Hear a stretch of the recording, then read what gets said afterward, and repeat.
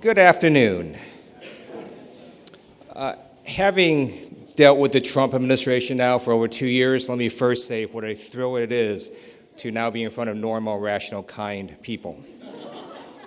I'm going to talk about three general issues today. The first is going to be on data security, how we protect data and some legislation around that. Then I'm going to talk about, what happens when that data gets breached and some legislation around what to do if that would happen. And then I'll talk about basically data privacy in general and its relationship with the private sector. Before I do that, I'm going to share with you a little bit about my story. I think they gave a little bit about my bio before that. So my story is the same as yours or many of your parents or your grandparents. I'm an immigrant. And when my parents looked at a map of America, they said, we're going to Cleveland. So that's where I grew up. And they were poor. We started off living in the basement of a person's home. And they went to flea markets and sold gifts and jewelry to make ends meet. Over many years, they opened one gift and jewelry store in the shopping center. And then they worked 7 days a week, saved up their money, opened one gift and jewelry store in the shopping mall. And my brother and I would help watch that store because they didn't have to pay us. And eventually they expanded over 6 stores. And in my mind, they achieved the American dream. They went from being poor to a home, gave my brother and I an amazing education. He is a doctor, and my parents still remind me of that. But it's one reason I joined the U.S. Air Force on active duty. I believe I can never give back to America everything this amazing country has given to my family. One reason I choose to remain in the reserves. I am a colonel at the Space and Missile Systems Center at Los Angeles Air Force Base, and it's one reason I'm in politics, to try to keep this dream open for people who want to work hard and succeed. After active duty Air Force, I went into private practice. The way I got commissioned in the Air Force was through ROTC, and while in college, I was both a computer science and a political science major. Let me correct that. I'm now a recovering computer science major. So then in private practice, I spent 5 years doing private sector law. I was elected to the City Council of Torrance. Then I got into the state legislature of California for 9 years, and in my 5th year, 3rd term in Congress. There are only 4 members of the House and Senate who have computer science degrees, and 2 of them don't talk about it. So it's basically me and Representative Will Hurd. We joke with each other, by the way, that one day we're going to have a big parade for IT technology. But it's an issue that I think is extremely important, and along with these immense technological changes, comes with it issues related to data privacy. And let's start first with what many of you already know, how at risk your data is and all of our data is. And I'm going to just start with a little story about 60 Minutes calling up my office. And they said to my staff, hey, we want to hack your boss's cell phone. My staff said, great, when can you do it? So they were nice to me. They didn't want to mess up my personal cell phone. So they brought an Apple iPhone off the shelf, gave it to me, said, use it for a week, and then come back to us. So I had it for a week. I was in DC for a while. I went back to Southern California. And then I went back for the 60 Minutes interview. And the first thing they did is they played back recordings that I had of conversations with people I called on the phone. They also showed everywhere I went with that phone, even though GPS was turned off on the phone. And then they said they could also acquire text messages in real time. They were exploiting something known as the signaling system number 7 flaw. So if you go on the internet and search for SS7 flaw, it'll pop right up. And this is a problem that you and most citizens can do nothing about, because it is not a problem with your phone, it's a problem with these telephone networks. So many decades ago, when everyone set up their telephone networks, they all basically set it up on what's known as a trusted system. So they just assumed every telephone network was a trusted network. So let's say you had to call someone in Africa. Well, your USA network might hand off to some European network, then to Africa.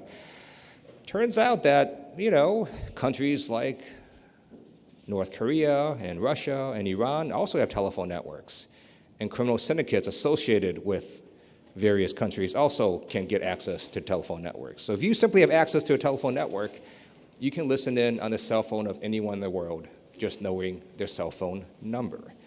And the hackers that did this were actually in Germany at the time they were listening in to my phone calls in real time.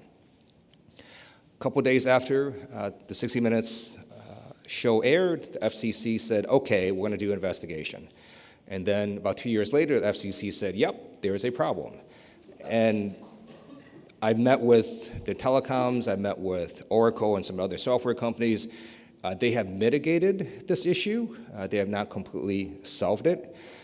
So the chances of a foreign intelligence service or a criminal syndicate listening in on your cell phone is probably not very high, but it is higher for CEOs, for people in the executive branch, for other folks who might have information and data that they want to keep private.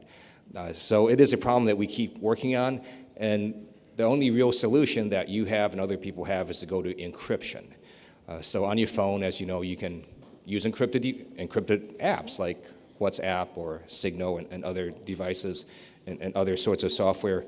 It is also, as you know, super annoying because the other person has to use that exact same app in order to have the communications encrypted. But I urge everyone to do that if you can. And as some of you know, there are much easier ways to get your data stolen, one of which is public Wi-Fi. So if you remember nothing from my speech today, I hope you remember never ever use public Wi-Fi unless you're very, very certain of the exact address to which you're logging onto. So let's say we're here and there's a public Wi-Fi system, or let's take Starbucks. Let's say you go to Starbucks and you want to log on to Wi-Fi, and up pops Starbucks 1 and up pops Starbucks _1. Do you know which one's correct? I would have no idea. And if you log on to the wrong one, it might be a hacker sitting 20 feet away from you, and then instantly that hacker has all the information on your phone. Some folks have their phones set up to log on to Wi-Fi automatically, so you could go back to that Starbucks, walk past it, hacker gets your information again if it automatically logs on to the Wi-Fi address. I carry a portable Wi-Fi hotspot. They're not that expensive. Those are much more secure. So there are some things that people can do to try to protect their privacy. There's also things that government can do to make it worse. So as you remember, when Jim Comey was FBI director, he came to Capitol Hill, and the FBI was arguing, hey, let's make encryption weaker. Now, let's put a backdoor in everyone's cell phone so the FBI can, on a moment's notice, go into that cell phone and stop a terrorist. So some facts were raised about this, one of which was never in the history of the FBI have they ever determined they needed instant access to a phone that they otherwise would not have been able to in order to stop a terrorist attack. They just could not put out a single example. It turned out what they wanted was to be able to basically prosecute people easier once an attack happened. I get that, but the problem with their solution was they were going to give government the backdoor key. So as you know, the NSA is probably one of the most secure facilities in the world. We know a lot about the NSA right now because someone went rogue. So if you think government is that great at keeping secrets, you probably are not in this room. So we were pushing back on that. We were trying to explain to law enforcement that this was a bad idea because the analogy is it's not as if the FBI says, hey, we want to weaken your neighbor's lock on her door in order to sort of go into the house more easy in case there's terrorists running around. The analogy would be by weakening the lock on your neighbor's door, you also weaken everyone's lock on that block and your entire community and across America. And that was a problem. You can't just sort of make one person's cell phone more accessible. It makes everybody's cell phone more accessible. And so we pushed back. We also were very heartened that the then Secretary of Defense came out with a public statement, which is sort of interesting. A little bit later, he basically said, we actually want stronger encryption, not weaker, basically is what he said. And he was very aware that most of what encryption does is it protects you and your ability to bank. It protects the ability of the United States to execute military missions. So we want to have stronger encryption. But unfortunately, some states decided to take the FBI's position, and they started introducing legislation to put in backdoors in cell phones in their state, which, as you know, would make it extremely difficult if all of a sudden Nebraska came up with a standard and then Florida came up with a different one, completely unworkable. So I introduced legislation called the Encrypt Act that basically says this area is preempted.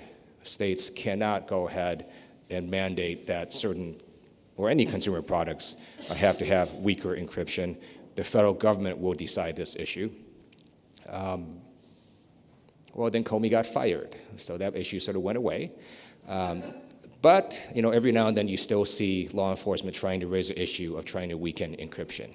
My view is we need to strengthen it, and that's why I'm trying to think of other ways to also make sure that we have strong, hard encryption in the United States. So let's say now you have a breach of this data, and we see multiple breaches both in the private sector and in the public sector. What do you do? So to me, one of the things you need to do is you need to notify the consumer.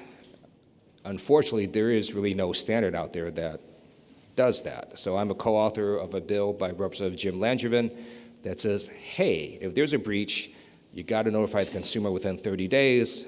These are the requirements for your notification. You have to let people know. You may have remembered the massive Equifax breach. After that breach happened, they sat on it for over 6 weeks. They knew about it and they didn't disclose it. Well, in that period of time, some of the folks that got this information could conceivably have went ahead and harmed some of the consumers. So we want to try to put in a standard. I actually would prefer less than 30 days, so we'll see how that goes. But at a minimum, we need to have a time period reasonable within which consumers have to be notified if there are any data breaches. And here is just a little bit sort of a side issue when it comes specifically to hospitals. As some of you may know, hospitals have certain requirements under the law that if they get a data breach, they have to notify patients, and it's very specific as to what they do. There has been an increase now in a new kind of hack attack known as ransomware, where the hackers will go to the hospital, they'll lock up all the files, and then they'll tell the hospital, well, you can go do surgeries now without any information, or you can pay us money and we'll give you the information. They did that to a hospital in California a couple years ago called Hollywood Presbyterian Hospital. Hospital chose to pay them the money so they can get the information. Hospitals also chose not to disclose this to patients or law enforcement because their view was, well, they just locked up the files. They actually didn't, take the patient's data. First of all, you don't know if they did or didn't, but they have that view, and so we're trying to work in legislation to say, no. If you're the subject of a ransomware attack, you also have to notify your patients that maybe you want to ask the hospital, are they going to do a surgery on you without having any information on you? So that goes to another problem, which is if you look at the way our laws are constituted, it's very stovepipe. So you have very specific laws and very specific sectors. So the financial services sector has a fairly robust amount of laws and regulations to protect banking data, other financial services data. There's a huge amount of law on the healthcare side. But then in other areas, like for consumer protection agencies, there's much less. So I've introduced legislation that says a couple things when consumer protection agencies get their information breached. One is you can't force people into arbitration to try to get remedies from your company and to get information back from the company and to protect yourself. So what Equifax was doing after they got breached is they said, okay, we're now going to offer all this stuff to you, the consumer, credit protection and all these other benefits. However, you have to basically agree in this small writing that you will now go into arbitration for any suits or claims. I thought that was actually pretty horrific. They were now sort of taking a consumer who was now in a more vulnerable position and trying to force them into accepting an arbitration claim. So I've introduced legislation to say to credit reporting agencies, you can't do that. I've also introduced legislation that allows the FTC, and you're going to hear from FTC Commissioner later today, more power and rulemaking authority to actually promulgate rules against credit reporting agencies in order to make breaches less likely. So you have agencies now that have rulemaking authority over banks, financial services companies, not so much on credit reporting agencies. So my legislation would give the FTC more authority to do that. So that's a little bit of what you would do sort of on the, or legislation on the back end once a breach happens. I'm going to talk a little bit about a breach in the government. When I was on the House Oversight Committee, you may have read that over 20 million security clearance records were stolen. So these are known as SF-86 forms.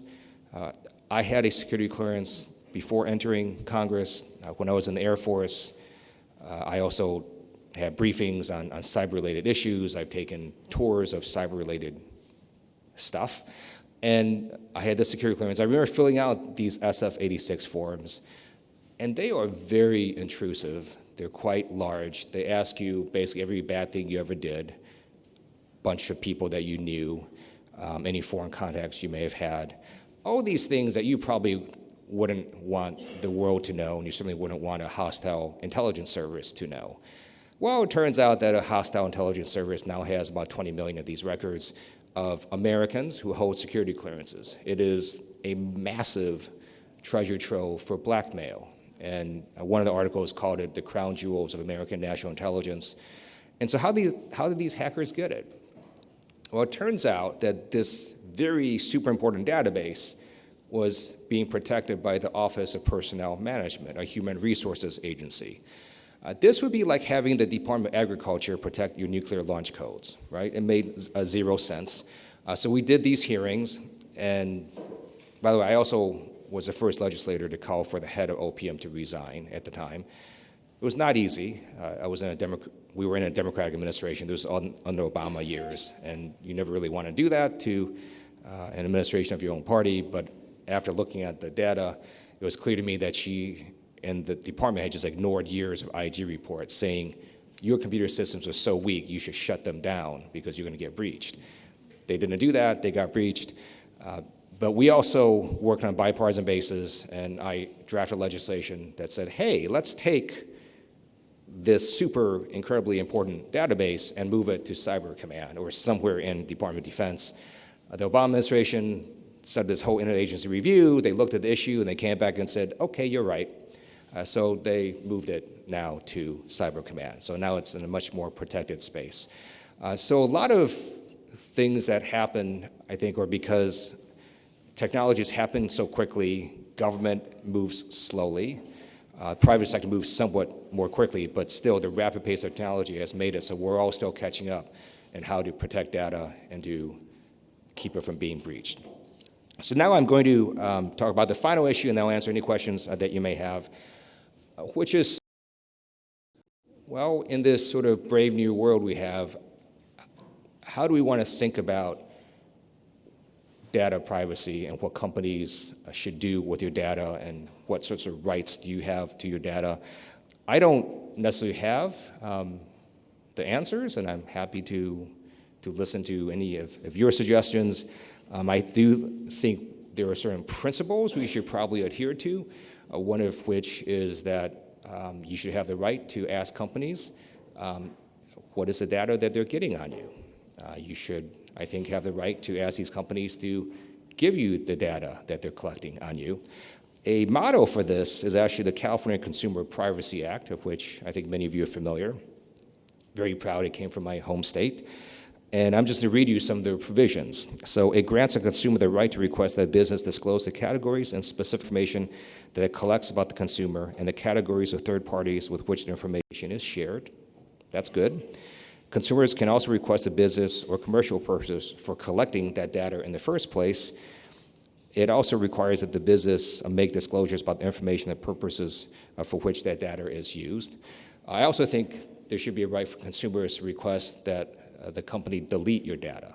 And so this California Consumer Privacy Act also has that provision, and consumers can request the deletion of personal data. And then if you do request that, it then requires the company to direct any service provider to delete the consumer's personal information from their records as well. So my view is, so that's a good start. I think One problem is, again, you can't really have 50 states go forward with 50 different laws like this and then expect a national company to comply. It would make it unworkable and really, really expensive. So I think we should either take the California law and make it national, or we should preempt the field and take a law that is similar to California's law and maybe fix some of their technical issues that some of their industry folks have raised. Or we should look at what Europe has done and do something similar to what Europe has done and make it national. So I think there is now movement in Congress, both in the House and the Senate, to deal with the issue of data privacy in a comprehensive way. I think that's pretty exciting. I'm happy to listen to any of your views on it. And at the end of the day, I think this is going to be a very evolving and changing issue, and we need as many smart and bright people working on this as we can. And so I'm going to conclude now with the final thing that I'm trying to push in Congress, which is I'm a co-author of legislation to create the Office of Technology Assessment. We used to have it.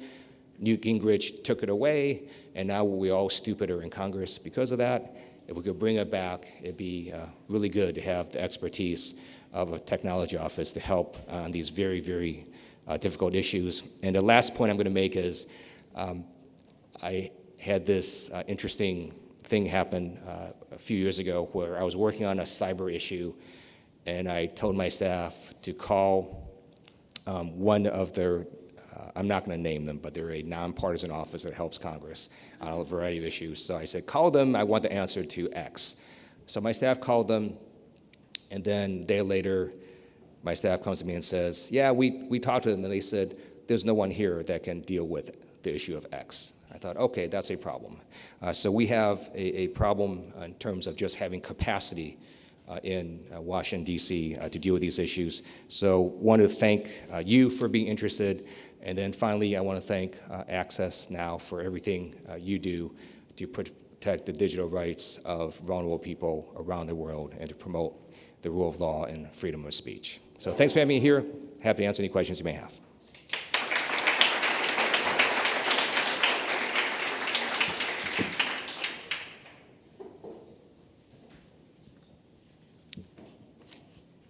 So how do I take questions? Oh, there we go. Okay. Hi, thanks for everything you've worked on and for protecting people's privacy. So if you're hoping for a federal data protection law, where would you go further than California's law, and would you support opt-in? The second half, say that again? So where do you think we should go further than the CCPA? And would you support consumers opting in to sharing data as opposed to California, which I think is opt-out? Oh, I see. I could support opt-in. I'm open to that. I think the California law is actually pretty good. I would actually be happy if that was national standard. I would support that. It did prompt me to think of something a little bit different. So one of the things I do want to do is to try to, I get that consumers are inundated with information, but there is, I think, something to be said to let consumers know about when they buy a consumer product, how much cybersecurity is in that product. So for example, if you go to Target and you buy a lamp, you would expect that lamp not to blow up in your living room. And the reason is because that lamp very likely has a certification on it from Underwriters Laboratory or some other certification that basically says it's not going to blow up in your living room, the electricity is going to work fine. And Targets learn that if they buy products that have this certification, these products tend not to cause fires in people's homes and get people mad at them. So there's nothing in there for products in terms of cybersecurity. So you may remember this large attack where these hackers took all these webcams and took that information, directed it, and shut down websites. But they could also take these webcams to just look at you and look at your kid, whatever it is your webcam could point at, because those webcams had zero cybersecurity. So we think it'd be helpful if you could have a designation on a product that tells you if it meets certain requirements. So I introduced legislation with Senator Ed Markey called the Cyber Shield Act. It's a voluntary certification, but if you meet the certification, then you can have a little cyber shield on your product, and folks will know, okay, if I buy this webcam that is $1 more or $5 more than this other webcam, I know it has higher cybersecurity, less chances that a hacker will take it and start looking at my kids with it. I forgot to put that in my original speech, so I just want to put that out there. Okay.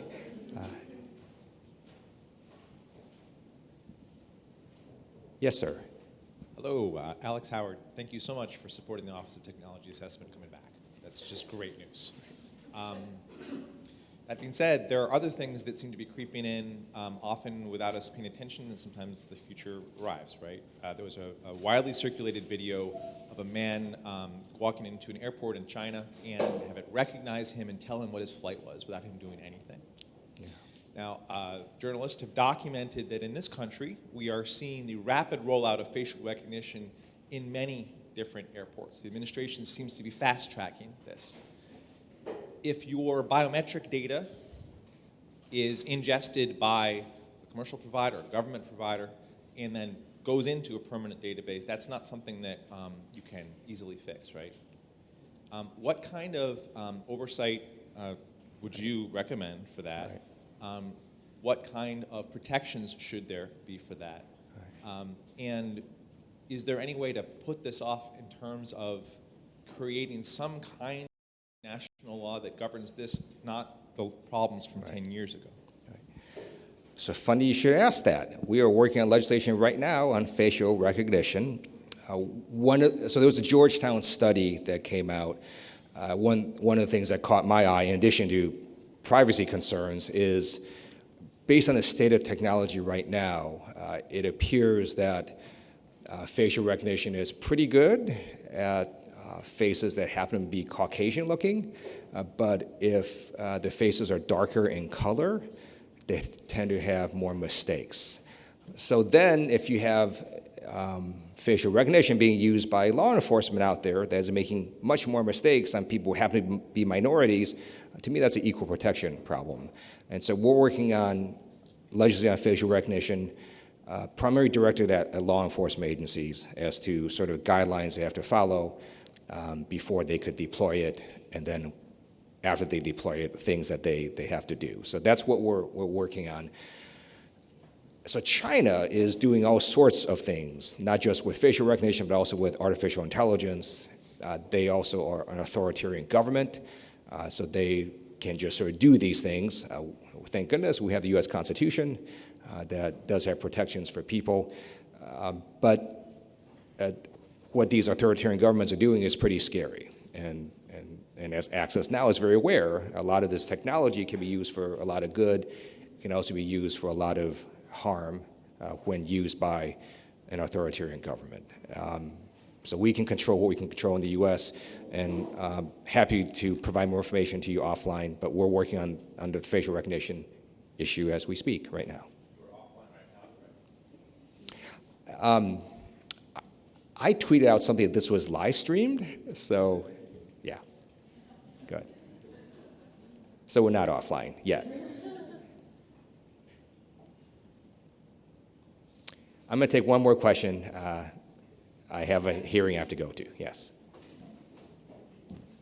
Megan Gray. I'm General Counsel and Policy Advocate for DuckDuckGo, the private search engine alternative to Google. And I had a question about CCPA and trying to graft it on a national scale. I'm curious to know if you've given any thought to having do not track legislation at the federal level, because that would, I think, remove some of the pain points with trying to expand CCPA to the federal level. Because as you know, the CCPA applies to, for example, a statewide chain of dry cleaners, which may not be most consumers' largest privacy concern. Yes, yeah, if we made it national, we would have to look at those issues and make it make sense to have it go national. So as you know, one of the things that it does do is it mandates that business shall provide a clear link to a webpage called "Do Not Sell My Personal Information." So I could see something like that where it provides you links that also say things like, "Do not track," and other things that consumers can click on. So yes, open to that. Thank you so much for having me here. I now need to go ask Secretary Pompeo what a North Korea strategy actually is. Thanks so much. Okay.